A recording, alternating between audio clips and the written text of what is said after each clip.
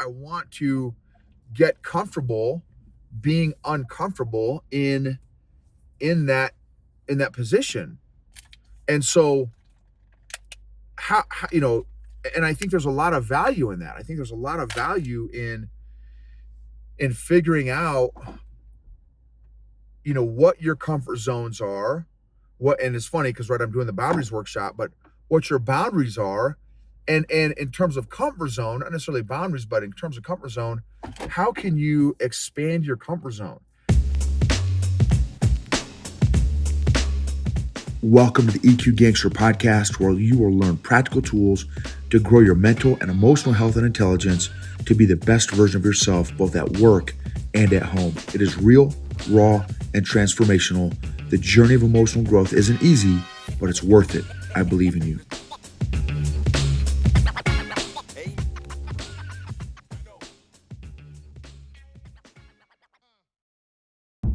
EQ Gangsters.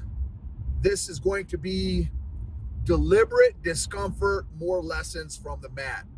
I'm going to the morning class this week at 06 for Brazilian Jiu-Jitsu because I've got the boundaries workshop this whole week. And so I'm going to the morning class. There's a purple belt in there who has really been working on overcoming his claustrophobia, which is something that I'm really good at, creating claustrophobia for people just because of my size and the style of my jiu-jitsu game. And what I'm really, he's been a real big inspiration to me because in many cases, many people do not like to roll with me, just because a big guy just presents a different set of challenges for most people.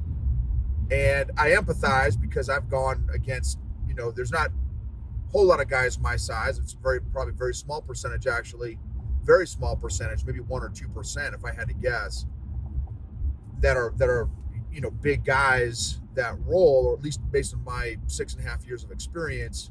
So maybe there's other gyms that have a whole bunch of big guys, but in my experience, there's maybe 1 or 2 big guys out of the whole gym. And so it presents a unique set of challenges. And I'll give you an example.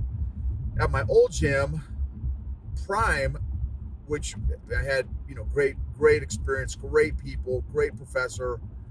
And one of the other professors that was there is a guy named Adam, who was an Olympic Greco-Roman medal winner. I don't remember what level, bronze, silver, gold, somewhere in there, but he competed in the Olympics and won a medal for Greco-Roman wrestling. And he is probably 6'5" and probably 260 and like a jacked 260, like muscles, not my kind of I'm 250, so not my kind of size, but like I'm talking jacked. And he he was a black belt, 2nd degree black belt in jiu-jitsu. And I am not exaggerating when and I'm 6'1", 250, and again, fluff for a lot of my real estate, but still, I mean, it's a pretty decent size guy. And he would literally and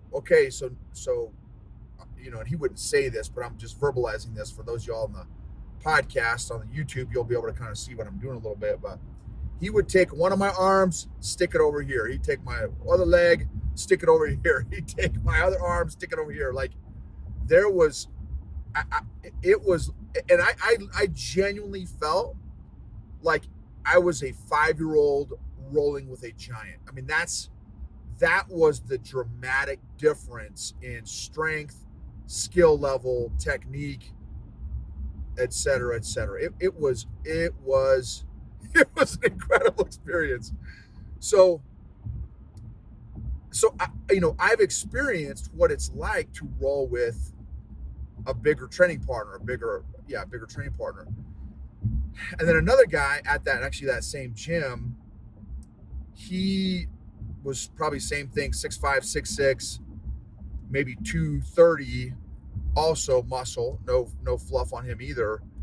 And he would crush me. And then the guy who really taught me my pressure game, a super dude named John Roy. You guys have heard me mention his name a number of times if you've been following the podcast at all. And he is a purple belt, about to get his brown belt. He's probably should have had his brown belt for a year or two now, but because he destroys black belts as a purple belt.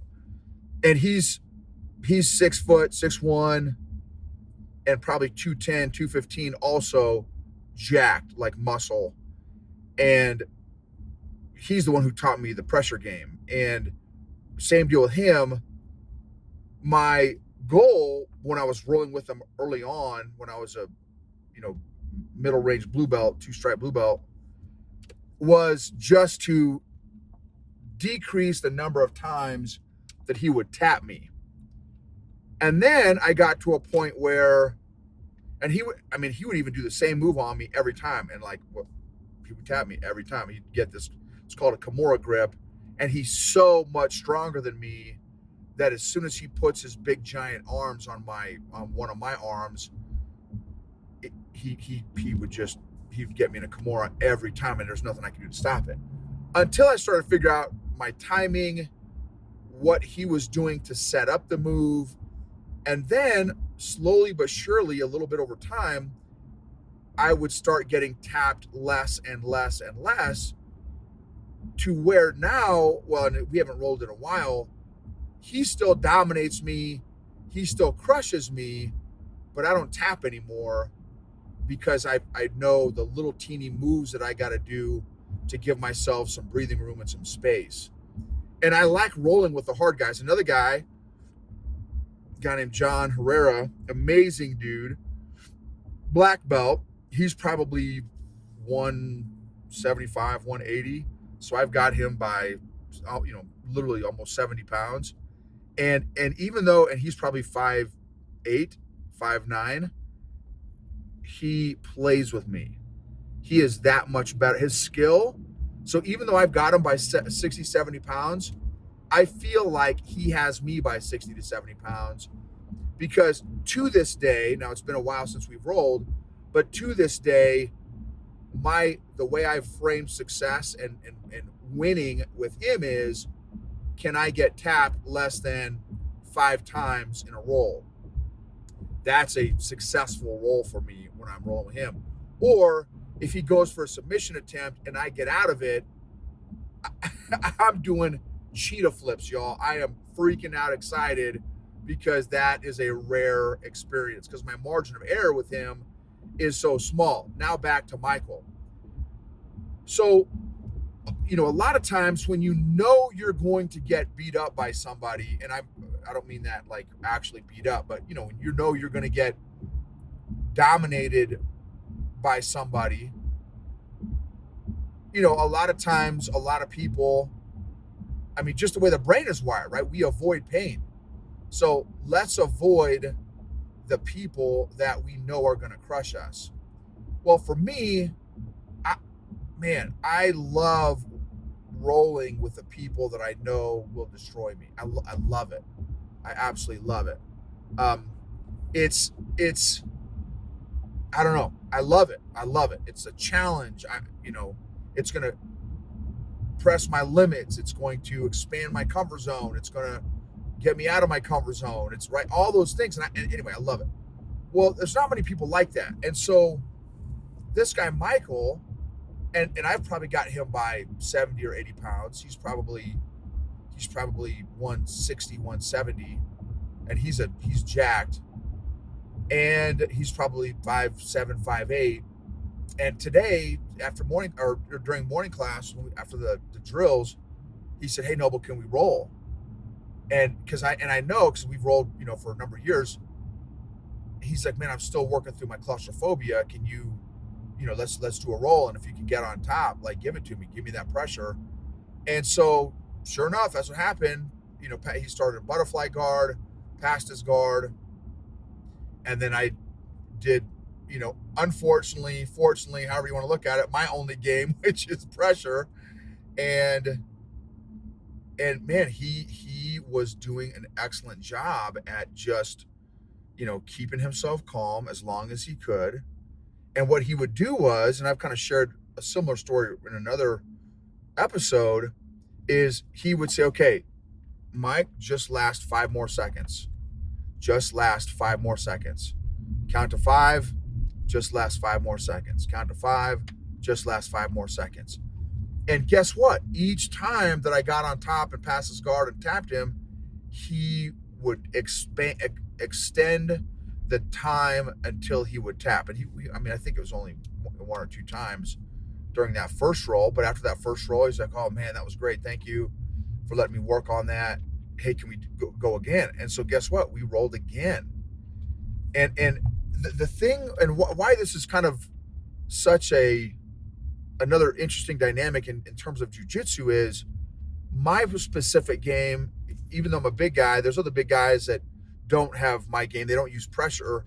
They maybe do arm bars or triangles or kimuras, whatever their submissions are. For me, pressure is like my game. That's how I roll, literally and figuratively.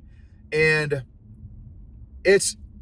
I would argue that it's one of the most uncomfortable experiences in jiu-jitsu because it feels like you are suffocating, and you have to intentionally work through that fight, flight, or freeze response, that panic response, so that you don't freak out, because a lot of people do. That's what the brain, right? The brain's wired to survive.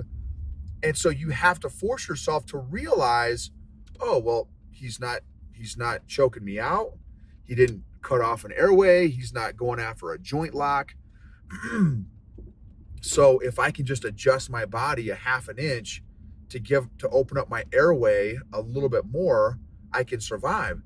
And what I tell the folks that I roll with, that, when we're talking after a roll, if we do, I'll just tell them, look, if you get comfortable being uncomfortable, you will take away my only game. I don't really have any other game other than pressure. I mean, there's maybe 1 or 2 other submissions, or a few different submissions I know, but you will take away 90% of my game if you can just survive, learn how to survive. And I have done a recent episode, or maybe even this previous episode, about the same concept. But the point of this one is, Michael, and in this case myself also, I seek out discomfort. I seek it out. In fact, every roll I start in a disadvantageous position. I start when somebody, I let them get on the mount. I let them get side control. I let them take my back. I let them, if they want to even kind of start a choke, let's start the choke. If you want to start an arm bar, let's start an arm bar. And I want to get comfortable in uncomfortable positions, not only to learn the skill and technique to work out from the puzzle, work through the puzzle, but also just emotionally. I want to get comfortable being uncomfortable in that position. And so how and I think there's a lot of value in that. I think there's a lot of value in figuring out what your comfort zones are. And it's funny because, right, I'm doing the boundaries workshop, but what your boundaries are, and in terms of comfort zone, not necessarily boundaries, but in terms of comfort zone, how can you expand your comfort zone? How can you get out of your comfort zone more intentionally? How can you have deliberate discomfort? The author of that book, Deliberate Discomfort, Jason Van Camp, who's also a West Point guy, I'm hopefully going to be interviewing sometime in May. So if you want to, check out the book. I haven't read it yet, so I've got a few books I'm working through right now. So check out that book, Deliberate Discomfort, and he's got a whole program, a whole challenge and everything. Because I think, well, like I said in one of the previous episodes, on the heels of comfort is complacency, and on the heels of complacency is destruction. Now, I say that I seek out discomfort. There are some areas where I don't. Yes, I'm fine starting in an uncomfortable position, but something that I'm trying to work through now is I'm I'm doing my same game every single time in every role. And I've got to, that's a comfort zone I've got to break through, right? Break out of and get out of my comfort zone and start getting tapped more again. And which is what I did the first 2 years in jujitsu. So I'm getting, I've been intentional at seeking out discomfort to a degree, but then I know there's aspects of my life where like I'm firmly rooted in my comfort zone, and I don't like that. I want to kind of seek out. That's a great idea, is a comfort zone audit. Where are you comfortable in your life, and evaluate those areas? How can you slowly move that comfort zone out a little bit more, a little bit more, a little bit more? Or in some cases, so that may be one approach. Another approach is to just double backflip off the 10-foot diving board and jump into the deep end. So it depends on however you want to approach that. But the point is, do a comfort zone audit. Ask yourself, where am I comfortable? Where am I complacent in my life? And are there any areas in my life that I'm on the verge of possible destruction? Because that is a subtle, seductive, slippery slope, that comfort to complacency to destruction. So remember, emotionally healthy people help heal other people emotionally. Think about how you can pursue and seek out deliberate discomfort. Grow that comfort zone. Get out of that comfort zone. Start growing your discomfort zone. And what are you learning about yourself? What can you learn about God? What can you learn about yourself as you seek out discomfort? Pay attention. Pay attention to your emotions before you start the deliberate discomfort. Pay attention to your emotions in the deliberate discomfort, and not just your emotions, but your story, your narratives. What's going on in your being, in your nugget, while you are in the midst of that discomfort? And then what's your feelings and emotions and narrative coming out of that discomfort as well? So thank you for rating, reviewing, subscribing, sharing an episode. That really means a lot to you. It means a lot to me when you do that. If you want to leave a review or something, that would be super helpful as well. And thank you for joining me on this journey and letting me be a part of your journey as well. This episode is sponsored by Classical Conversations. Since 1997, Classical Conversations has been equipping families like yours with the resources to homeschool with confidence, following a classical curriculum rooted in a Christ-centered worldview alongside other families in a local community. Homeschooling is doable with Classical Conversations. Check out classicalconversations.com/Gibbons for more information. Again, that's classicalconversations.com/Gibbons, Gibbens.